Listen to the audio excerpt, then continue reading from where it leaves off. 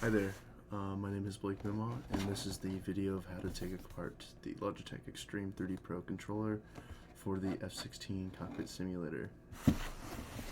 I will try to explain steps as clear as I can and come up with issues that could probably happen to make it as clear as possible. You can pause and play anytime as you needed. Yeah. So to get started, you're going to open the box, you're going to peel off this piece of tape, and then take out the controller.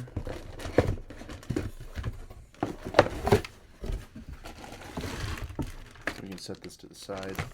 You can use it later to put your parts in that you need.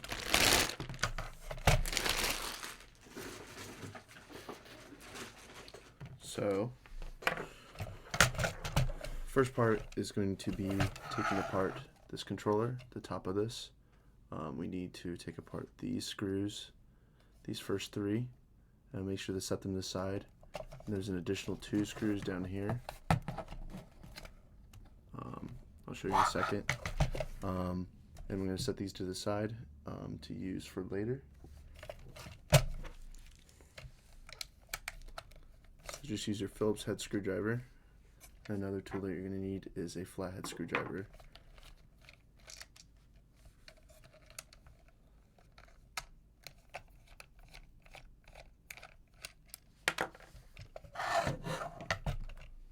Got these 2 screws, and then I'm just going to set them in here. Just don't lose these screws, the whole thing. A lot of other screws are going to be unneeded.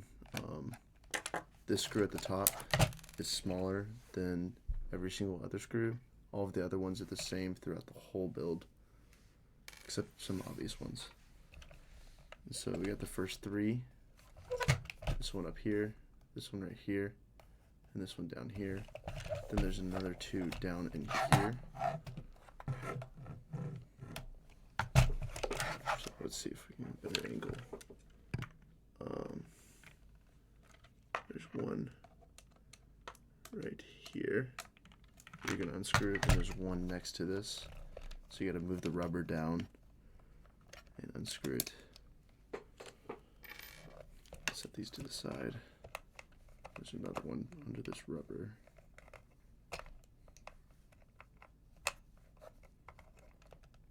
See if I can get it. It's kind of hard to see in there, but there's 2 down there.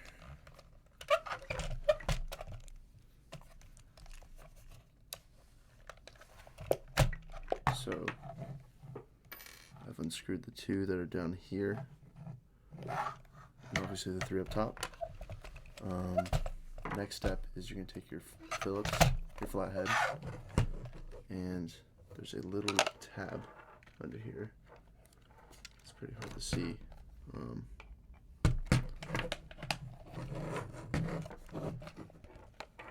But there's this tab right here, and you should be able to see it has like a little clip, and you're going to unclip that piece. So you take the screwdriver and like kind of pop it down towards the ground, and then you can pull off one side of the controller, and then this other side comes apart in several pieces. So there's this front piece right here, there's this right side piece, there's a trigger that slides in and out, and then there's this little side button. You don't need to take these apart, you can leave it all fully assembled, but just to show you, I take it apart and how to put it back if it accidentally falls apart. So once you get the top taken apart, you're going to move to the bottom. You're going to unscrew several screws around here. There's 1, 2, 3, 4, 5, 6, 7, 8 screws going around in a circle. So we're going to unscrew these 8 screws going around in a circle. These you don't need, but there's no point in losing them, so I'm going to throw them back in the bag that the controller came in. Make sure that's in there.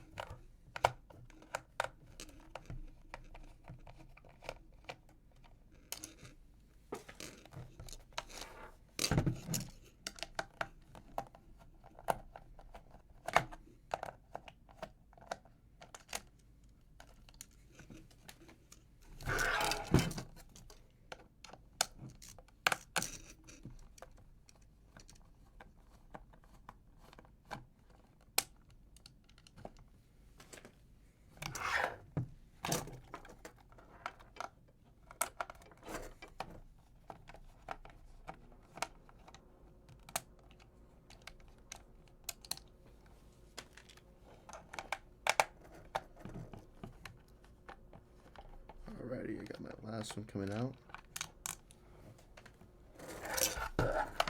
And so this whole top piece, this silver piece, can come right off. I'm going to slide it up and over this front part of the controller, like so. And you can bring it off to the side. So you see this wire that's coming off of this top of the controller, the silver part. We're going to follow that down to the circuit board, and it's this second one right here. I'll point at it. This one right here. You can take the darker piece of the controller right here, this kind of black piece sitting here, and pull it up and pop it out of the controller. And it's the wire that's connected to this. And so you got to follow that down to where it's on the circuit board and pull it off. And you can set this whole piece to the side.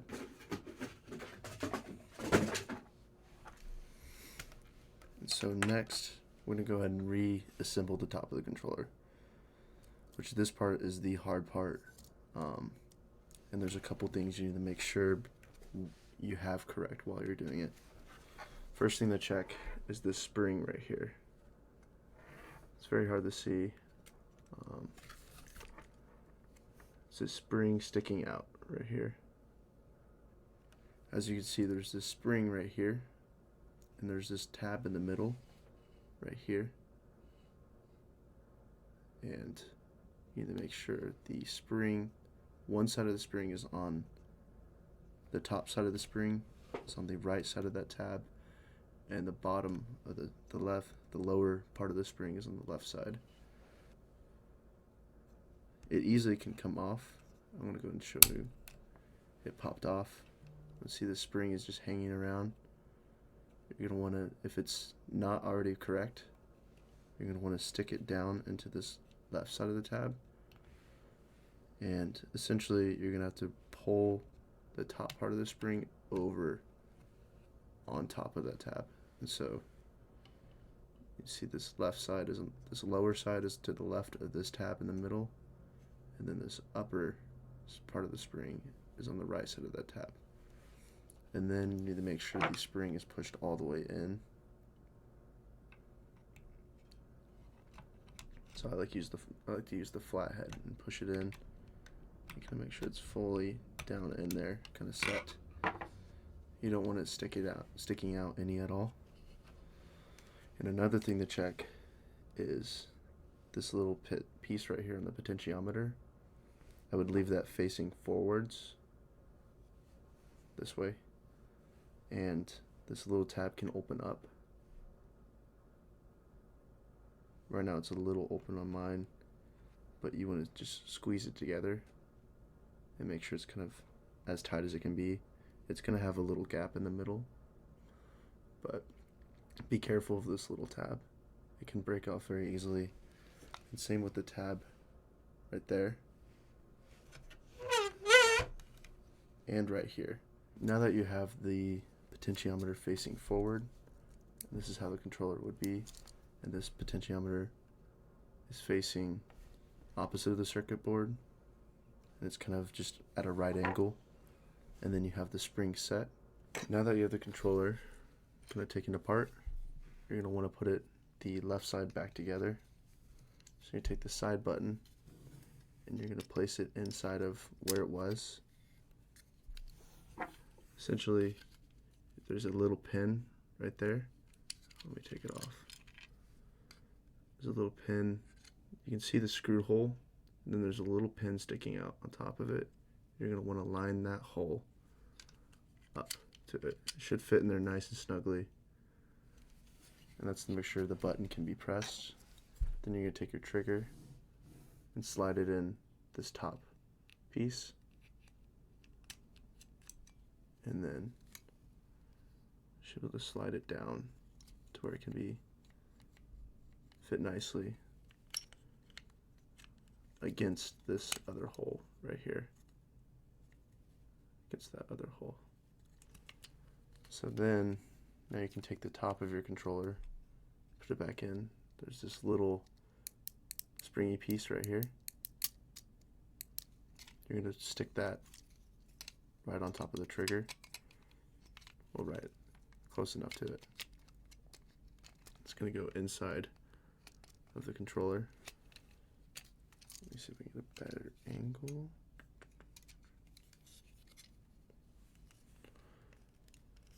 Alright, we have the trigger. We're going to place this on top of here. Back inside of its assembly. It's going to sit in there nice and snugly. All these lines are going to be very close to themselves and very flush. And then you can go and test if the trigger can click and if this side button can be pressed. And if so, if it doesn't, then you need to go back and make sure everything's lined up.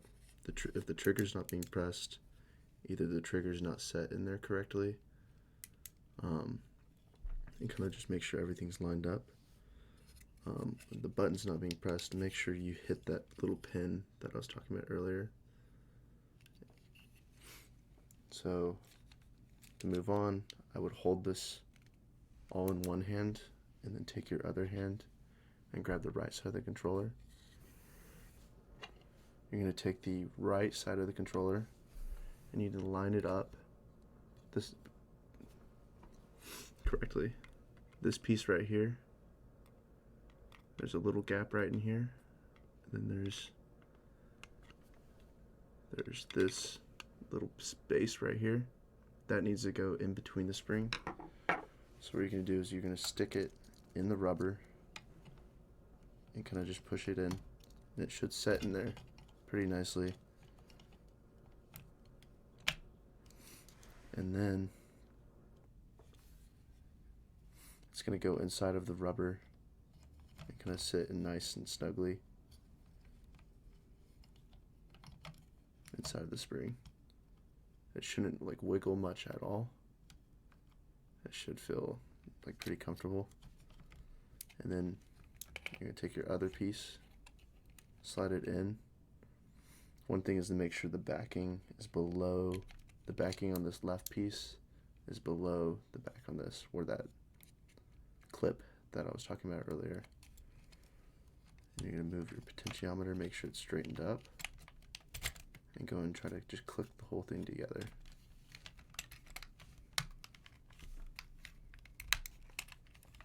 If it clicks together nicely, then you're set. Go and test the trigger again, make sure it clicks. Make sure that side button can be pressed and you can hear it click. It should make a clicking sound and you should be able to feel it click. And then test if you can yaw the remote and rotate your hand right and left.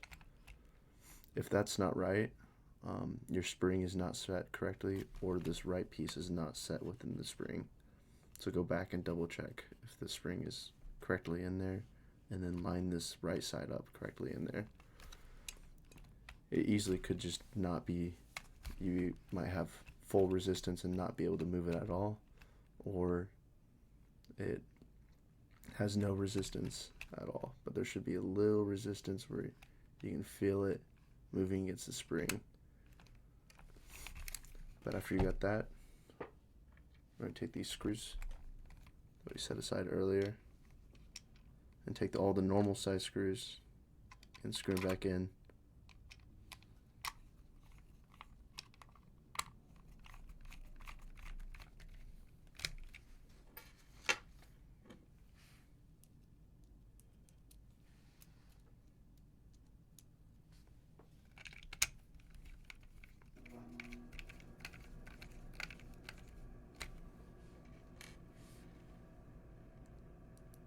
And the two screws on the bottom, and then there's the one little screw up top.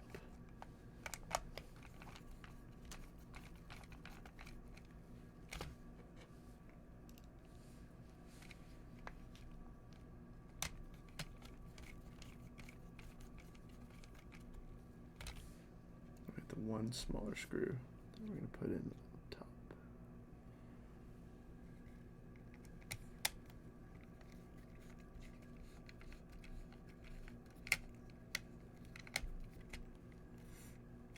So now that I got all 5 of these screws back in, the 2 down here, we can move on to taking the controller off of the base.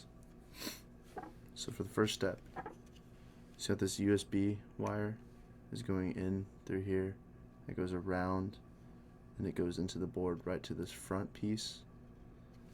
You're going to pull that off and go and unravel and unlodge the wire fully. And so now we have this wire that's loose in here. I'm going to pull that out.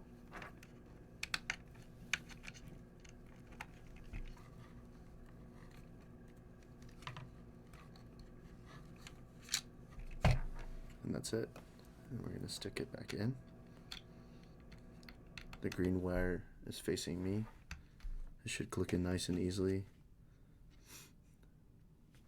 Then the next step is to unscrew the circuit board.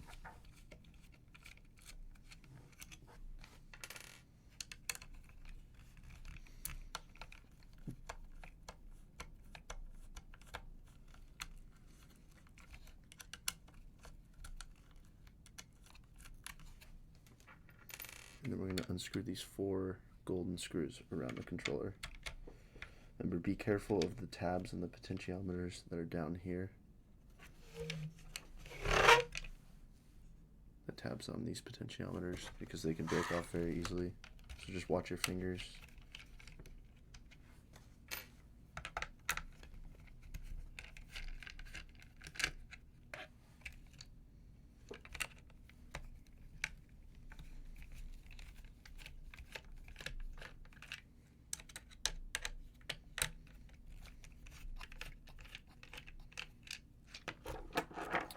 Now you have the taken apart controller.